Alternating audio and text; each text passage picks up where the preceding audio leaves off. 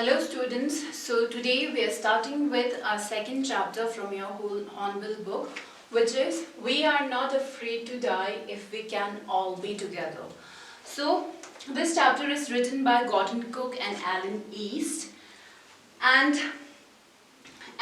if you read the heading only, you can understand from the heading only that this chapter or this story is about some struggle that a family must be fighting together, and how this chapter is about how they overcome those difficulties and how they are able to survive later on. Okay, so we are not afraid if we can all be together. So that means if any disturbance or if any difficulty comes in our life, if we are all together as a family, we can fight it, we can make it to the end, and we can come out of it very easily if we are one and if we are together with each other. Okay, so let's start with the chapter. In July 1976, my wife Mary, son Jonathan, 6, daughter Suzanne, 7, and I set sail from Plymouth, England to duplicate the round the world voyage made 200 years earlier by Captain James Cook. For the longest time, Mary and I, a 37-year-old businessman, had dreamt of sailing in the wake of the famous explorer. And for the past 16 years, we had spent all our leisure time honing our seafaring skills in British waters. So this chapter starts by saying, or introducing, the writer introduces them and the family. He says that it was the time of July 1976 when his wife and one son, whose name was Jonathan, and he was 6 years old, and he had a daughter also whose name was Suzanne, and she was 7 years old. They decided to set for a voyage. What do you mean by voyage? Voyage is something, a tour which you complete by in water, right? So sea voyage, they decided that the family will move for a sea voyage. Okay, Captain James Cook, Captain James Cook had done a world voyage and they wanted to copy that, and that is why they decided to start a voyage. Okay, and his wife's name was Mary, and he himself was a businessman. He was 37 years old, and his dream was to cover that sea voyage by the explorer James Cook. And for the past 16 years, he sees that he, along with his family, had been sharpening their skills about this voyage, and they wanted to do it successfully. All right. So our boat, Wave Walker, a 23-meter, 30-ton wooden-hulled beauty, had been professionally built, and we had spent months fitting it out and testing it in the roughest weather we could find. Okay, so he sees that they had built a boat, okay, which they named as Wave Walker, and that boat was 23 meters in length, and it was, if you measure the weight of it, it was 30 tons. Okay, and it was built with wood, obviously, and it was professionally built. Okay, and they had been practicing it on the roughest weather. Whenever there used to be a bad weather condition, they used to practice that sailing that boat. Why? Because when they'll set for the sea voyage, obviously it will not complete in a day or two where the weather will remain pleasant. So it was going to take them years to complete that. So that is why they wanted to be prepared. So they practiced sailing the boat in the roughest or the toughest weather.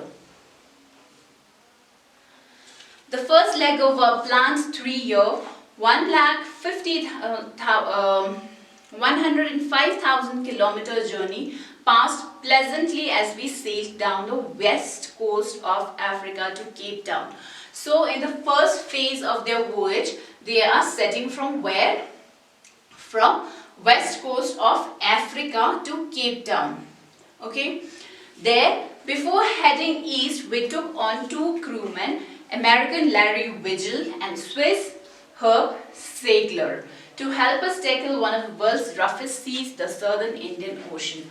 And for their help, they had taken 2 people. Who are these people? They are American Larry Vigil, and the other one is Herb Sagler, who was from Switzerland.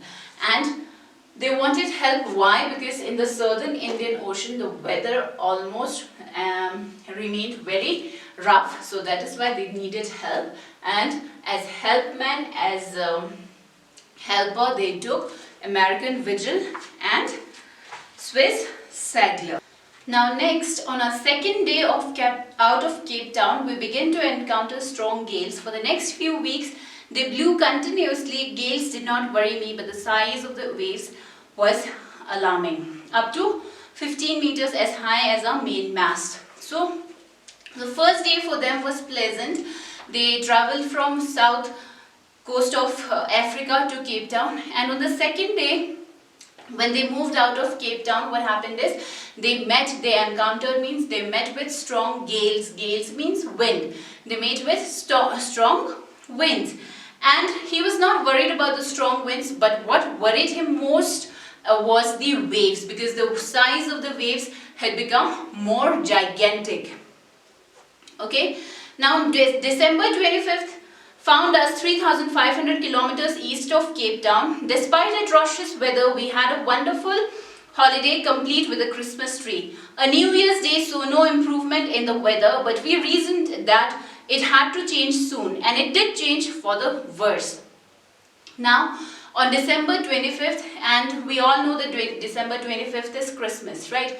So on the day of Christmas, they are telling the location. They were 3,500 kilometers east of Cape Town, and the weather did not get better. Okay, the weather continued to be worse, and they're saying that despite the bad weather, despite the atrocious weather, we celebrated Christmas, we celebrated our holiday.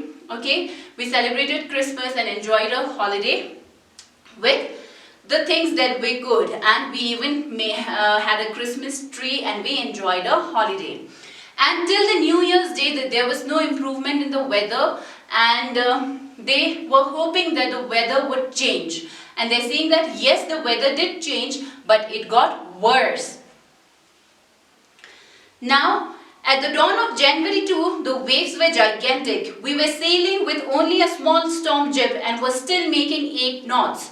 Now, storm jib is a piece of cloth that is tied to a ship right in the front, right? So that is used to control the speed. That is used to slow down the speed.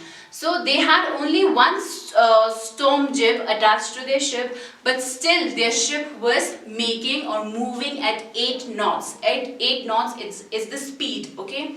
So that means the winds were blowing so strong, okay, that even with a small storm jib, they were making 8 knots. And as the ship rose to the top of each wave, we could see endless enormous seas rolling towards us, and the screaming of the wind and spray was painful to the ears. And they're saying that all of us know that when ships sail, we are moving on the waves, right? So when they reached the top of the wave, they could see the more enormous waves coming towards them, and they could feel the strong winds blowing. The sound of it was very painful for the ears, and with the wind, the water was also getting sprayed on their faces and their body, and all of this was very threatening. Okay, to slow down the boat, we dropped the storm jib and lashed a heavy mooring rope in the loop across the stern. Then we double lashed everything, went through our life raft drill, attached lifelines, donned oilskins and life jackets, and waited. Now they knew that the weather was not getting better, and we may encounter any disaster at any time. So they were preparing, and to slow down the boat first, what did they do? They attached some rope to the stern, okay, and whatever the storm jib, only a small storm jib was attached, that also they put it down, and they attached the rope to the stern to slow down the boat. And above that, they got prepared for the disaster. And what did they do? They attached the life jackets to themselves. In case any disaster hits them, they could be safe. Okay, so they were preparing themselves for any disaster. Now, the first indication of impending disaster came at about 6 p.m. with an ominous silence. The wind dropped and the sky immediately grew dark. Then came a growing roar and an enormous cloud towered aft of the ship. With horror, I realized that it was not a cloud, but a wave with no other I had ever seen. It appeared perfectly vertical and almost twice the height of the other waves, with a frightful breaking crest.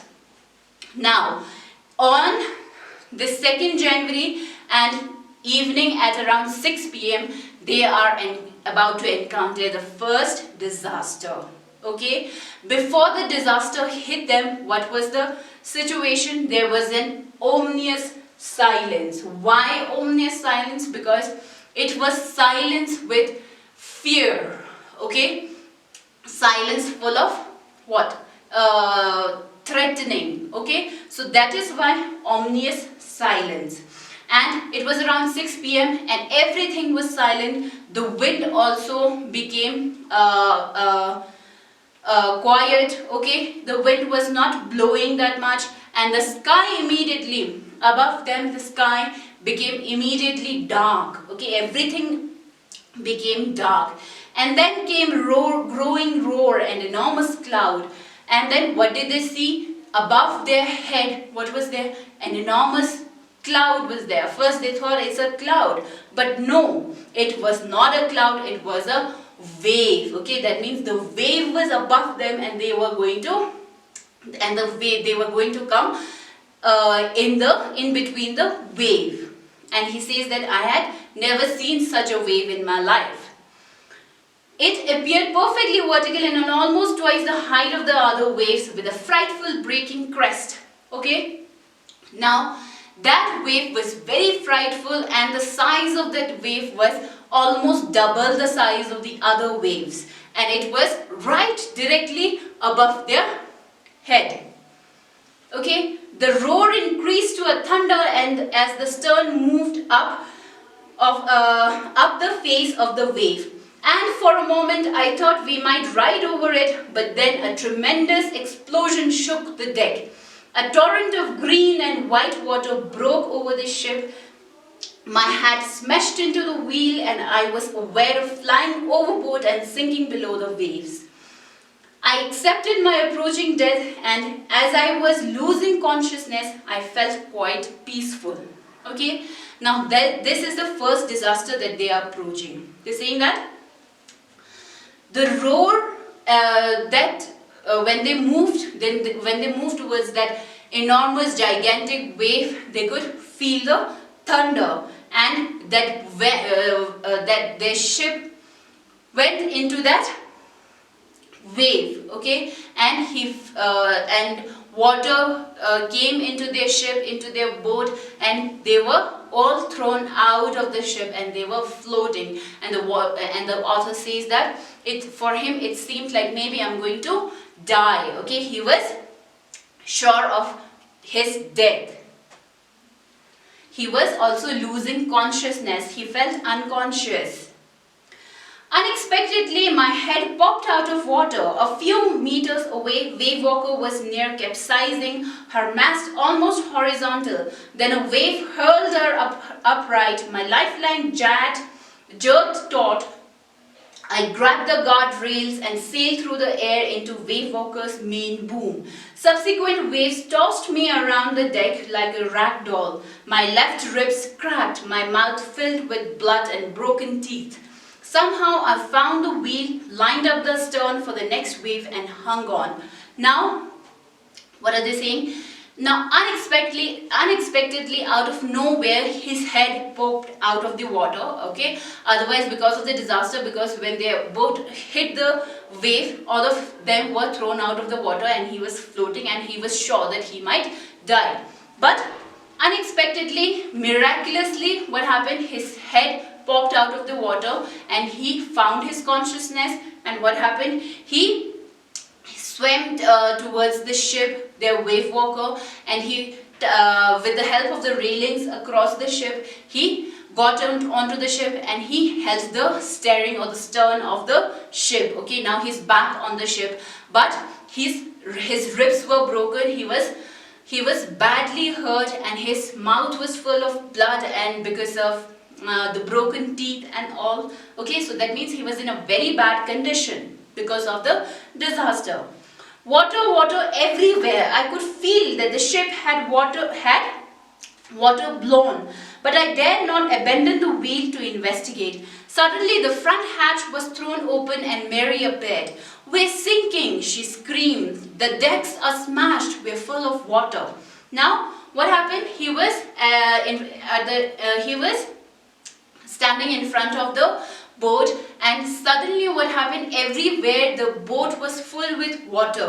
Okay, but he did not give up. Okay, he did not abandon the ship. He did not give up. And what happened? After a while, the front door of the ship got open, and who came from there? His wife Mary came from that door, and she said, "We are sinking. We are going to sink because our ship is full of water because of the disaster." Okay, and the decks are smashed. Okay, we're full of water. "Take the wheel," I shouted as I scrambled for the hatch. Larry and Herb were pumping like madmen. Broken timbers hung at crazy angles. The whole starboard side buckled inwards.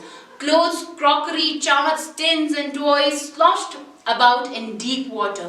Now, when his wife came, what did he say? "You take control of this wheel. I will go and find out other things, what is happening on the ship and how things are bad." Okay, so he gave the charge of the wheel to his wife Mary. And Larry and Herb, who were the crewmen whom they took as helpers, what were they doing? They were pumping out the water like mad, like crazy. Okay, and in the surrounding, everything was broken. They could see broken timbers hung at crazy angles. The starboards were hung, okay, and everything was broken, like crockery, clothes, everything was scattered and broken and floating in water. Now, I half swam, half crawled into the children's cabin. "Are you all right?" I asked. "Yes," they answered from an upper bunk, "but my head hurts a bit," said Sue, pointing to a big bump over her eyes. I had no time to worry about bumped heads. Now, when he got on the ship and he got to know that everything is scattered, everything is broken and the ship is filled with water, so suddenly in his mind he thought of his children and he wanted to know if they are all right. So he went to his children's cabin. How? Because the ship was filled with water, so sometimes he had to crawl, sometimes he had to swim, and sometimes he had to hold the railings and other things. Okay, so anyhow he reached his children's cabin and he got to know that they are all right. He asked, "If you children are all right?" and the answers, "Yes, we are fine." But Sue, his daughter, she said, "No daddy, because like my head is hurting." And when the father was there, she showed him that her eyes were swollen and she had a bump above her eyes. Okay, and she said that because of this my head is hurting. But on the other hand, their daddy or the father, the author, did not have time to worry about Sue's head injury because he wanted to make things all right. He wanted to repair the ship. He wanted to save them also. That is why he did not have time to worry about what caused Sue's head injury and all of that. Okay, and what does he do? He again gets back to work. He says, "After finding a hammer, screw and canvas, I struggled back on deck." So after finding the essential things like hammers, screws and canvas and everything to fix the ship, he goes back on the deck because he knew that, why? With the starboard side bashed open, we were taking water with each wave that broke over us. If I couldn't make some repairs, we would surely sink.